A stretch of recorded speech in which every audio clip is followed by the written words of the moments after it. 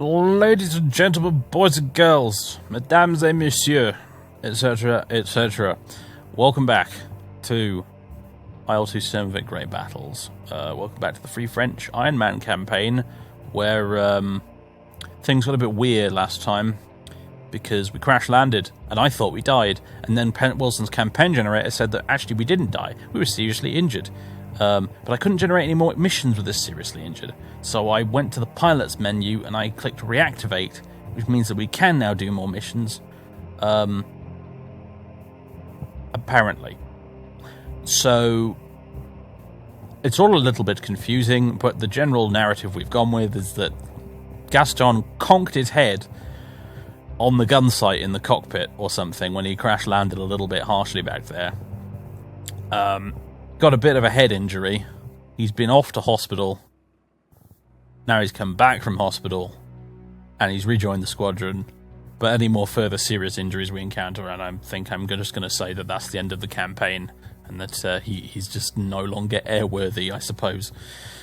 That's how we're going to do it, and yeah, we'll crack on with it, shall we? So it looks like we're bloody not in Spitfire Mark 14s, if I have anything to say about it. Gaston's going right back to his Mark 9, because, frankly, he's probably starting to feel a little superstitious about the Mark 14, and frankly, I think I am too, as a matter of fact. So we're definitely going back to the Blue Nose Mark 9, regardless of what everyone else in the squadron wants to fly. But the mission itself is another patrol over airspace near Coursepool. Engage any enemy aircraft that you encounter. Francois Lacombe, the flight lieutenant, he's leading us apparently today. We're number 2 again. Edouard Deleglise and Edmond Honor are flying with us today as well. Alright, let's have a look at the map. Doodly doodly doo. So we're going completely the other direction today. We're going back down this way, which we've been plenty of times before, admittedly. Going to go patrol the line down that way, because they're making the ground troops once again are making a push up that way, so I suppose we're going to want to be looking out for enemy ground attack aircraft, like those Ju-88s from last time. So, next to the waypoint screen, looks like it's going to be a high altitude patrol this time, 6,000 meters, which translates to many feet. I really wish you could put Pat Wilson's campaign generator into imperial measurements. It's a bit of a pain in the bum. I mean, I get why it's in metric, because originally in IL-2 it was just the Russians and Germans you could play as, and both of them use the metric system. So, but yeah, since they added the Allied planes to the game, it's become a little bit inconvenient. But anyway, pilots, yeah, we'll give you E-type wings, mirror. E-type wings, mirror. Oh, no, actually. Well, Edward, are you in a Mark 9? You are. Good life choice, sir. In fact, tell you what, mate, do you want my Mark 14? Because you can have it.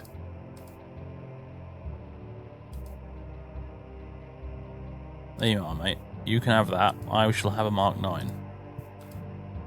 Perfect. You're welcome to it, Edward. So E-type wings and mirror for you, mirror for me, and nothing else, I don't think. E-type and mirror, and then mirror for you as well. Okay. Accept mission.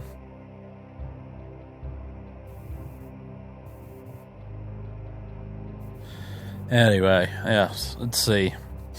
Well, the gods have cursed us now for a cheating death, I wonder. That's what I want to know. Are we going to immediately be killed in this mission? As a result, we'll find out, I suppose, in just a moment. Alright, folks, here we are, ready to go. What I was not prepared for, I must admit, let's pull the old nav lights on, is that it's quite late in the day, as you can see. There we go. Back in the old Mark 9, which pulls to the right, not the left. Oh, talk about culture shock.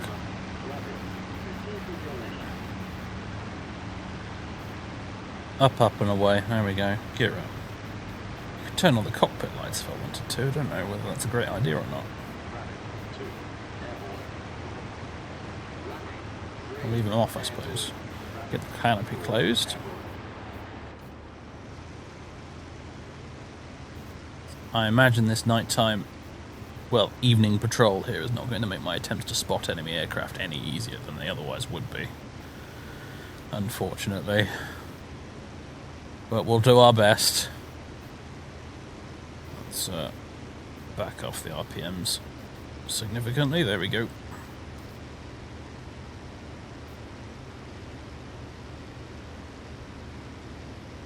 Where's he bloody gone? Right, see, I've already lost him. Where's the squadron leader gone? It's over there somewhere, I think. Anyway, ladies and gents. Oh, hello, Blue Nose. I missed you.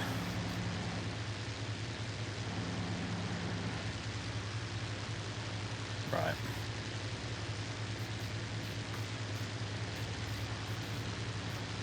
Yeah, she's lovely. See you in a bit, folks. Well, folks, we've begun the patrol officially. You can see the setting sun over there. No sign of anything yet. We've completed that big old... you just get up the big map here. We completed this big old ingress leg here. And now we're actually doing the patrol itself. But hide nor hair of Jerry, I'm afraid. Going to be difficult to spot him in these conditions anyway, I think. But we'll see if there's any cheeky Germans trying to sneak out after dark.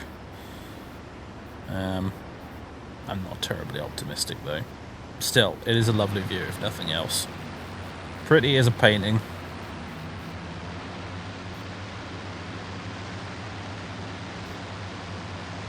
Yeah. But that's about all I can say at this point. Guess I'll catch up with you folks if and when something interesting happens.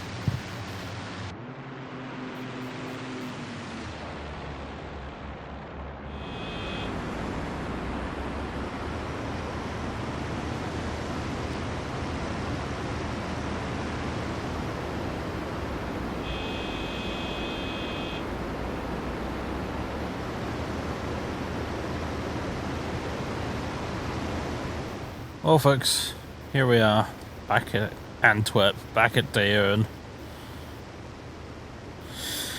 Nothing happened, as I'm sure you can probably guess.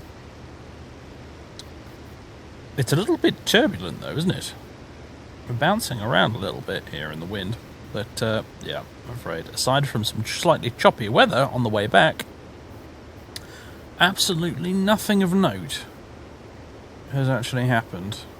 I'm going to go ahead, yeah, let's put the lights on, I'm going to do the same.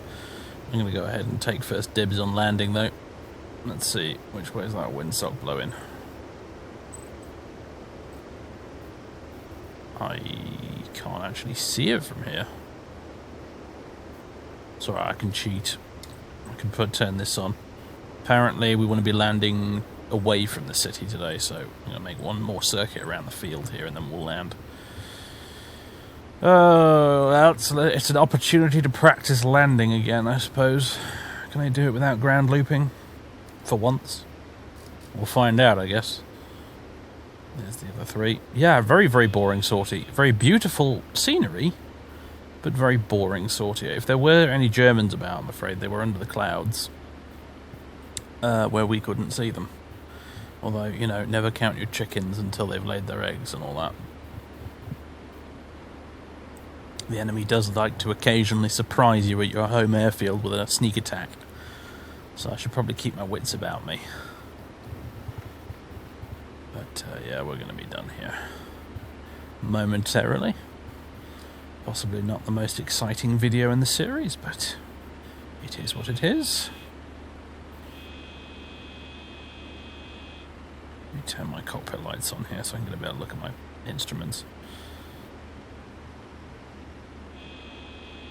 Oh, that idle throttle horn is just delightful. By delightful, I mean kind of irritating. I know when my throttle's at zero, you know. Well, I mean, I think it's to tell me I haven't put my gear down yet, but like I know I haven't put my gear down yet. I'm too fast still. All right, let's bring it around. Get that canopy open. Gear down.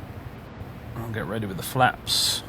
Spitfire, of course, having very odd flaps compared to every other aircraft. Every other aircraft has either hand crank flaps or hydraulic ones that have multiple, you know, points that you can put them on. The The Spitfire, on the other hand, has compressed air pneumatic ones, which are goddamn weird, frankly.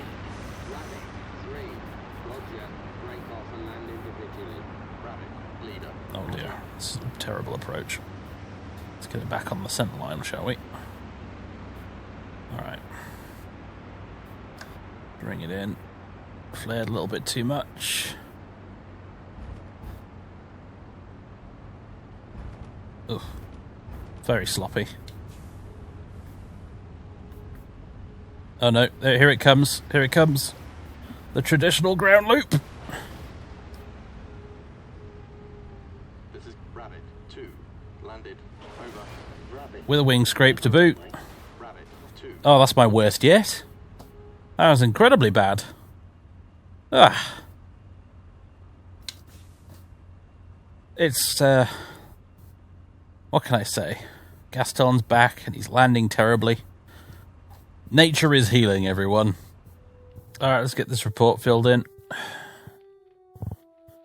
Continue with claims, of which we have, of course, none, because we didn't see so much as a sausage. Submit.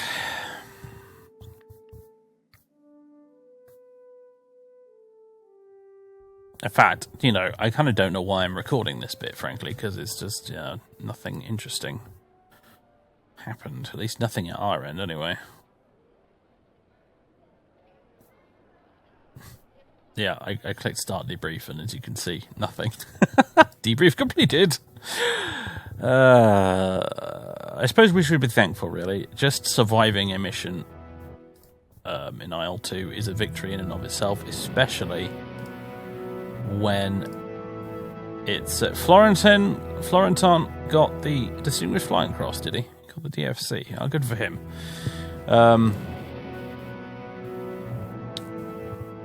Where even is he, anyway? He's not in the squadron anymore. I guess he got awarded it later. I think he was seriously injured or something, a bit like us, wasn't he, or something? But anyway. Right. Lovely. Okay, yeah, but anyway, survival is a win when you're playing a Dead is Dead campaign at the end of the day. We should consider ourselves lucky, because sometimes Pat Wilson's campaign generator likes to give you absolutely horrific odds of success. It likes to occasionally ambush you with a totally bullshit scenario. And on this occasion, it just didn't ambush us with anything at all. So, you know, it is what it is. You get a lot more consistency with the vanilla career mode, but that's also kind of why the vanilla career mode is a bit more boring, really, because you sort of you go out, you follow your waypoints, and you know that you're always going to meet some enemy fighters at XYZ waypoint on virtually every mission. It's incredibly predictable and therefore gets quite boring after a while. Whereas with PWCG, you have absolutely no bloody clue what's going to happen. You could meet enemies within 5 minutes of taking off sometimes. Or, like today, you can meet nothing at all. Anyway, another mission in the bag. That's 7 missions survived so far. And I'll join you, everybody, for the next one. Toodaloo.